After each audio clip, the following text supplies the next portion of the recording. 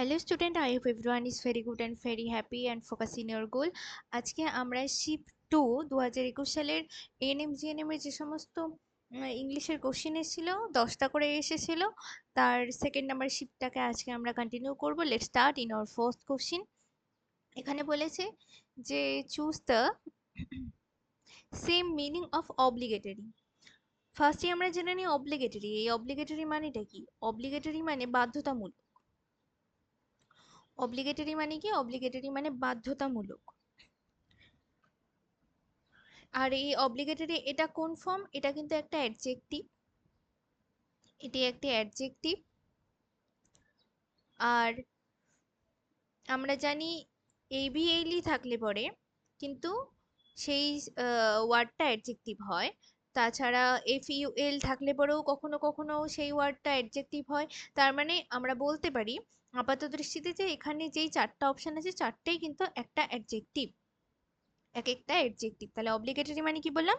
Obligatory মানে বাধ্যতামূলক বা যেটা প্রয়োজনীয়। আচ্ছা, এগ্রিয়েবল। এগ্রিয়েবল মানে তো সম্মতি দেওয়া, এগ্রি করা কোনো জিনিসকে। এগ্রিয়েবল মানে সম্মতি দেওয়া। তাহলে বাধ্যতামূলকের সাথে সম্মতি দেওয়ার কোনো মিল নেই। স্টাবার্ন। স্টাবার্ন মানে যে জেদি, ভীষণ জেদি। তাহলে জেদির সাথে তো বাধ্যতামূলকের কোনো মিল নেই। আর ইউজফুল মানে যেটা ব্যবহারযোগ্য। ইউজফুল তার মানে রিকোয়ার্ড। রিকোয়ার্ড মানে প্রয়োজনীয় বা নেসেসারি। তাহলে এর আদার্স সিনোনিম গুলো কি কি হতে পারে? কম্পালসারি,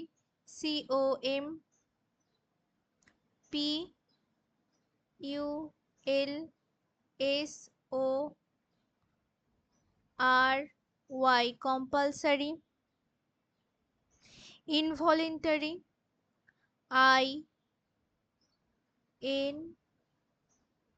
INVO, ইনফো, LUNTARY, involuntary, compulsory, involuntary, incumbent,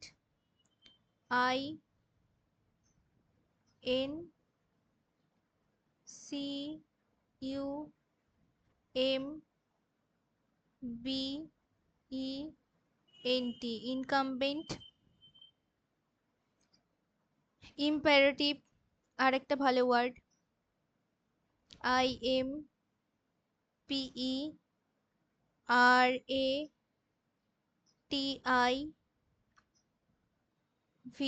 imperative. তাহলে কি কি হলো? অব্লিগেটরি মানে বাধ্যতামূলক, নেসেসারিও হবে। তাহলে এর কিছু কিছু আমরা সিনোনিম যেটা দেখলাম সেটা হলো রিকোয়ার্ড, যেটা দেওয়াই আছে, কম্পালসারি, ইনভলেন্টারি, ইম্পারেটিভ, ইনকামবেন্ট। এগুলো হচ্ছে অব্লিগেটরির আমাদের synonym. Then next word fickle.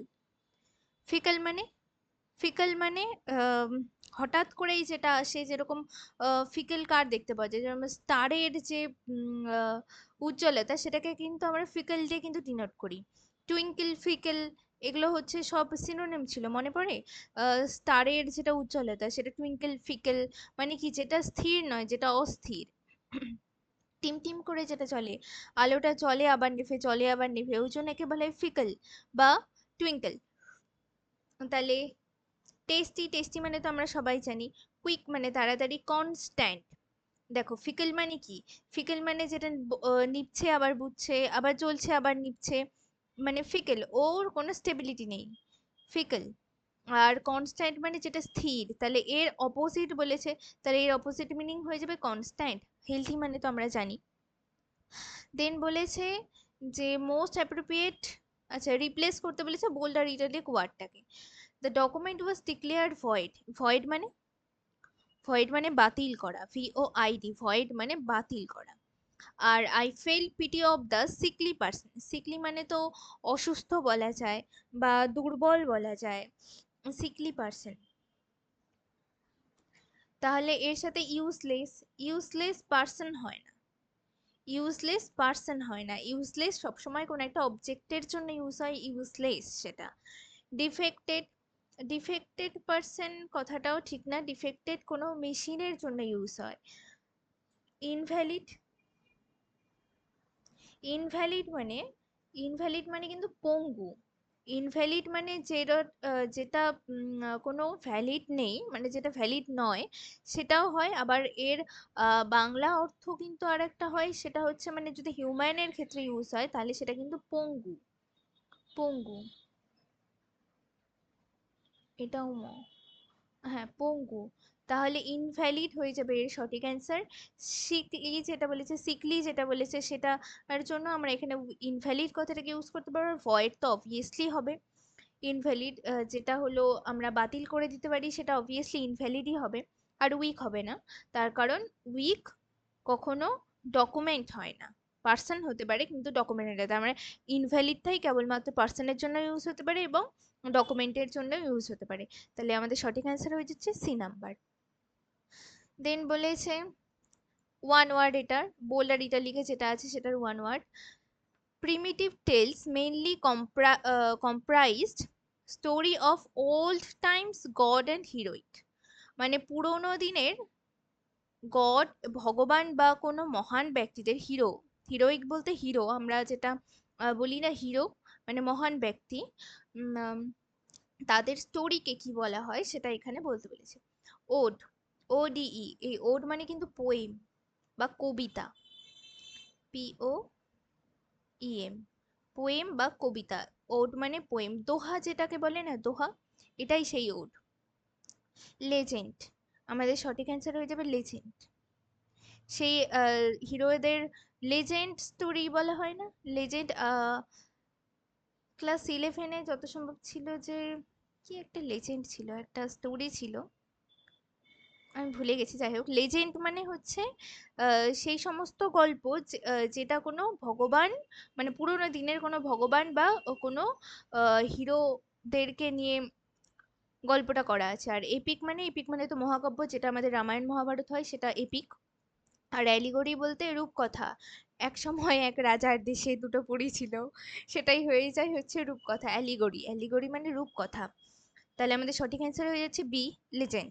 Legend এখানটাতে বলেছে fillers, fill the blank appropriate word. আচ্ছা, তাহলে those who have well dash their transition from village life to city life have prospered. Prospered মানে, prospered মানে কিন্তু সমৃদ্ধ হওয়া, সমৃদ্ধ হওয়া। প্রসপার্ড বলতে সমৃদ্ধ হওয়া, মানে দোষ, এখানে টিটা বড় হাতের হবে। যাই হোক, মানে আহ যারা ভিলেজ লাইফ থেকে সিটি লাইফে ট্রান্সফার হয় তারা সমৃদ্ধ হয়, এবং নিজেদেরকে যারা কি করতে পারে যার জন্য সমৃদ্ধ হয়, ড্যাশে সেটাই বসবে। ওয়েল ভালোভাবে কি করতে পারে তার জন্য তারা সমৃদ্ধ হয়। ম্যানেজ, টেকেন, ট্রায়ার্ড আর ফাইনালাইজড। ফাইনালাইজ তো হবে না, তার কারণ ওরা আর কি ফাইনাল করবে, ভিলেজ লাইফ থেকে এই সিটি লাইফে যাওয়ার জন্য তো ফাইনাল কিছু করতে হবে না। ট্রায়াড বলতে এখানে তো চেষ্টাও কিছু করছে না, তাই না। টেকেন, কিছু তো এখানে টেকেনও হচ্ছে না, কিছু কি নিচ্ছে, ওরা নিচ্ছে তো না। তাহলে কি করছে, ওরা ম্যানেজ করছে, ম্যানেজ করছে। যে ভিলেজ লাইফ থেকে সিটি লাইফে ওরা যে কনভার্টটা হচ্ছে, ওরা যে ট্রান্সফর্মটা হচ্ছে, তার জন্য ওরা নিজেদেরকে কি করছে, ম্যানেজ করছে। তাহলে আমাদের সঠিক অ্যান্সার হয়ে যাচ্ছে ফার্স্ট নাম্বারটা। আর প্রসপার্ড বলতে, প্রসপার্ড বলতে সমৃদ্ধ হওয়া। দেন সিক্স নাম্বার, সিক্স নাম্বার বলেছে যে এখানে যেটা বোল্ড আর ইটালিক করা আছে সেটা কোনটা কারেক্ট, কোনটা কারেক্ট, কোন সেন্টেন্সটা কারেক্ট। তাহলে এ ভোট অফ সেন্সার, আচ্ছা সেন্সার, সেন্সার বানানটা এখানে ভুল আছে। CEN, CENSURE, sensor. সেন্সারে একটা ই হয়, সেন্সার একটা ই হয়। এই সেন্সার মানে নিন্দা করা বা কন্ডেম করা, ক্রিটিসাইজ করা, চাইড। এই সেন্সার মানে তাহলে কি বললাম, যে ক্রিটিসাইজ করা, কন্ডেম করা, চাইড করা। আর এখানে বলেছে যে every film needs a clearance from the censor board. এই সেন্সর বোর্ড মানে এখানে কোনো একটা বোর্ডের কথা বলা হয়েছে, যে যে হচ্ছে তার ভালোটাকে ডিটেক্ট করবে এবং খারাপ থাকলে পরে প্রহিবিট করবে, সেটাকেই বলা হয় সেন্সর বোর্ড। এই স্পেলিংটা ঠিক আছে, CNSOR, সেন্সর ঠিকই আছে, কিন্তু এখানে একটা ই অ্যাড হবে। তাহলে আমাদের সঠিক অ্যান্সার হয়ে যাচ্ছে কোনটা, বি নাম্বারটা। তাহলে অনলি 2 সেন্টেন্স ইজ কারেক্ট। আমাদের 7 নাম্বার বলেছে 10টা করেই কোশ্চিন থাকছে, আর সবাইকে বলা হচ্ছে, এটা রিকোয়েস্ট সবার কাছে, যে সেশনটা ভালো লাগলে অবশ্যই লাইক আর সাবস্ক্রাইব করে দেবে, আর পারলে শেয়ার করে দেবে তোমাদের বন্ধুদের কাছে বা বিভিন্ন টেলিগ্রাম গ্রুপে। আর এর পিডিএফ পেয়ে যাবে তোমরা হচ্ছে টেলিগ্রাম চ্যানেলে, যার লিংক আছে ডিসক্রিপশন বক্সে। তাহলে 7 নাম্বার কোশ্চেন কি বলেছে, যে এখানে ফিলার্সের এটা গল্প, যে Ashok had to drop his plan of going to the picnic as he had certain dash to keep during the period. মানে অশোক কি করলো, ড্রপ হিজ প্ল্যান, তার প্ল্যানটাকে সে বাতিল করলো, কেন, গোয়িং টু দ্য পিকনিক, কিসের প্ল্যান সে ড্রপ আউট করলো, পিকনিকের প্ল্যানটাকে ড্রপ আউট করলো কেন, তার সার্টেন কিছু একটা আসার জন্য, সেই পিরিয়ডে ডিউরিং, মানে তার যে পিকনিক করার যেই দিনটা ছিল বা যেই সময়কালটা ছিল, সেই সময়কালে, ডিউরিং দ্যাট পিরিয়ড মানে সেই সময়কালে তাকে কিছু একটা করতে হয়েছিল, সেটাই আমাদের ড্যাশে বসবে। যে কি এসেছিল, আর্জেন্সি এসেছিল, প্রিপারেশনস এসেছিল, কমিটমেন্ট এসেছিল, না অ্যারেঞ্জমেন্ট এসেছিল। অ্যারেঞ্জমেন্ট তো হবে না, অ্যারেঞ্জমেন্ট আসার জন্য তো সেই পিকনিকটা বাদ দেবে, সেটা তো হবে না। কমিটমেন্ট হয় না, তার কারণ কমিটমেন্ট সবসময় প্রি প্ল্যান্ড হয়, কমিটমেন্ট সবসময় প্রি প্ল্যান্ড হয়, তাহলে কমিটমেন্ট আসার জন্য কখনো পিকনিক ক্যান্সেলেশন হয় না। আর প্রিপারেশনের এখানে বসার কোনো লজিক নেই, যে সে, তার কোনো বিশাল কোনো প্রিপারেশন ছিল তার জন্য তার সেই পিকনিকটাকে সে ক্যান্সেল করলো, তা হয় না। তার কি এসেছিল, তার আর্জেন্সি এসেছিল, তার জন্য সে তার পিকনিকটাকে ক্যান্সেল করলো। তাহলে আমাদের সঠিক অ্যান্সার হয়ে যাচ্ছে এ নাম্বার, যে তার কোনো আর্জেন্সি এসেছিল সেই পিরিয়ডে। কোন পিরিয়ডে, তার পিকনিক করার যে সময়কালটা ছিল, যে টাইম টেবিলটা ছিল পিকনিকের, সেই পিরিয়ডে তার কোনো আর্জেন্সি আসার জন্য সে তার পিকনিকটাকে ড্রপ আউট করে দিল। তাহলে আমাদের সঠিক অ্যান্সার হয়ে যাচ্ছে ফার্স্ট, এটা আর্জেন্সি। 8 নাম্বার কোশ্চেন বলেছে, এখানেও ফিলার্স বসাতে হবে। I shall not join dash you need me, তাহলে আমি জয়েন হব না, ড্যাশ ইউ নিড মি। তাহলে দেখো এখানটাতে একটা মজার জিনিস, যে ফার্স্ট এরটাতে বলেছে, আমি একটু ক্লিন করে নিই। ফার্স্ট এটাতে বলেছে আই শ্যাল নট জয়েন, মানে ফার্স্ট এটা একটা negative sentence, I shall not join এটা একটা negative clause, you need me এটা আবার একটা পজিটিভ ক্লজ। তার মানে মাঝে আমাদের একটা সেই কনজাংশনটাই বসবে যেটা দিয়ে আমরা কন্ট্রাডিক্টকে, মানে কন্ট্রাডিক্ট সেন্টেন্সকে আমরা জয়েন করতে পারি। কন্ট্রাডিক্ট সেন্টেন্সকে আমরা কোন কোন ওয়ার্ডগুলো দিয়ে জয়েন করতে পারি, but,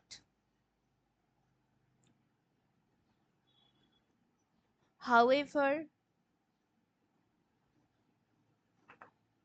HOW,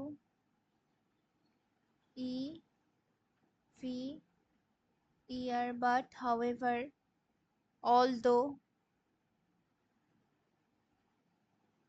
AL, TH, OUGH, although, unless। তাহলে এর সঠিক অ্যান্সার কি হয়ে যাবে, সরি, আনলেস, আচ্ছা এটা কাটছি,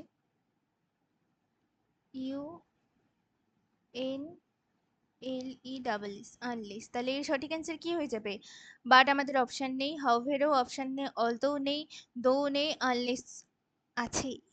ইফ নট হবে না, ইফ নট হয় না, ইফ তো হবেই না, এটা পজিটিভের জন্য, ওয়েদারও হবে না, তাহলে আমাদের সঠিক অ্যান্সার হয়ে যাচ্ছে আনলেস, তাই না। আজকের সেকেন্ড লাস্ট কোশ্চেন, আবার ফিলিং দ্য ব্ল্যাঙ্কস বলেছে।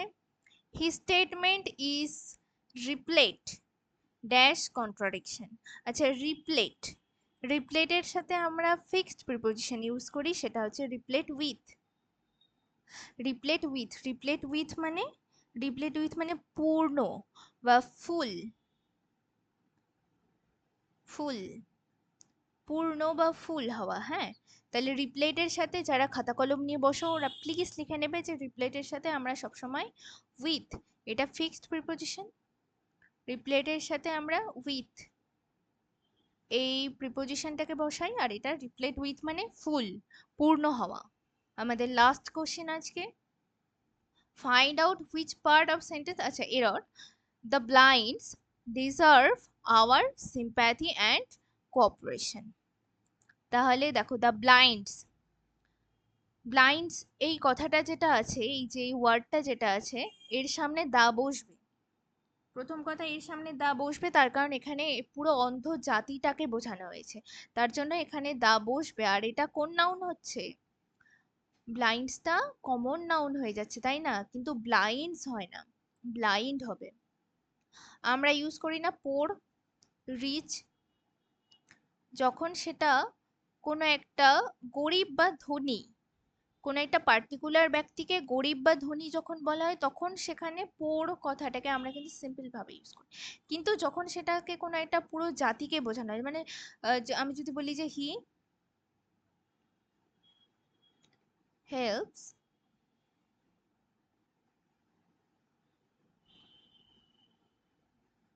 দা, তখন একটা কিন্তু অবভিয়াসলি দাটা বসবেই, এই আর্টিকেলটাকে আমাদেরকে বসাতেই হবে। আর এখানে পোরটা যেহেতু এটা কমন নাউন আর এটা কোনো একটা জাতিকে বোঝানো হচ্ছে, এর কখনো প্লুরাল হয় না, এখানে তখন পোর হবে, কখনোই পোরস হবে না। He helps the poor, he helps the poor, এখানটাতে পোর বলতে এখানে পুরো গরিব জাতিটাকে বোঝানো হয়েছে। এখানে যেরকম দ্য ব্লাইন্ড, এক সেকেন্ড আমি ক্লিয়ার করে নিই, এখানে যেরকম the blind deserve our sympathy and cooperation, তার মানে ব্লাইন্ড এখানে পুরো অন্ধ জাতিটাকে বোঝানো হয়েছে, ওই জন্য এখানে ব্লাইন্ডস হবে না, ব্লাইন্ড হবে। তার মানে যখন কোনো পুরো জাতিকে বোঝানো হবে তখন আমরা সেটাকে প্লুরাল করতে পারবো না। তাহলে আমাদের সঠিক অ্যান্সার হয়ে যাচ্ছে ফার্স্ট নাম্বারটা, দ্য ব্লাইন্ড, এস হবে না, ব্লাইন্ড হবে। তাহলে আজকের সেশন এতটুকুই, তোমরা সবাই